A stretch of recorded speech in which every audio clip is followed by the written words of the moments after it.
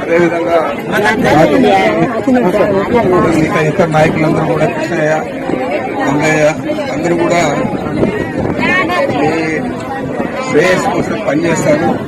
3 సంవత్సరాల్లో ఏం చేయగలిగితే అది మన స్వయంగా మన నిధుల నుంచి చేస్తాము. 3 సంవత్సరాలు అయిన తర్వాత మన ప్రభుత్వం వచ్చిన తర్వాత ప్రతి ఒక్క ఇంటికి కూడా మీకు 560 ఇంకా కూడా ఎక్కువ ఇస్తాం కూడా ఈ జిల్లాకు కాలనీ ఇస్తాము.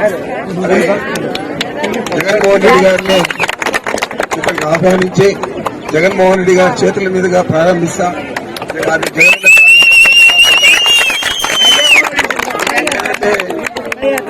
ఫారెస్ట్ ల్యాండ్ డిస్ప్యూట్ చేస్తా ఉన్నారు. దాన్ని కూడా పరిష్కరించి శాశ్వతంగా 6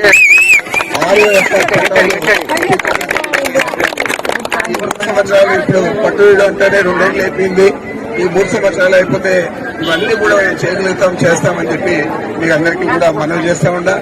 ఈరోజు మీ కష్టాల్లో మొత్తం మేము పాలు పంచుకోలేకపోయినా ఏదో మేమున్నామని చెప్పి మీకు అండగా ఉంటామని చెప్పి చెప్పాలని చెప్పి ఈ రోజు ఇక్కడికి రావడం జరిగింది.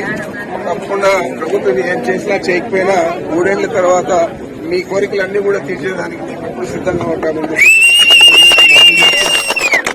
తప్పకుండా ఈ కష్టము ఈ నష్టం మీకు రాకూడదు. వచ్చింది చాలా బాధాకరం. నిజంగానే రాళ్ళు అంతా చూస్తా వస్తే ఎంత ఘోరం జరిగిందో దానికి తెలుస్తా ఉంది.